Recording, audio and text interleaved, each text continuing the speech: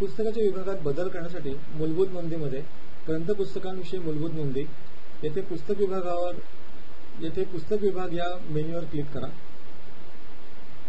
बदल / रद्द करावर क्लिक केल्यानंतर पुढील स्क्रीन आपल्याला ओपन होईल।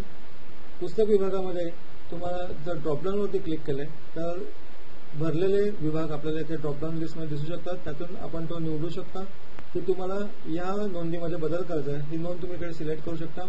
सर्व नोंदीवरती क्लिक केल्यास सर्व नोंदी दिसू शकतील।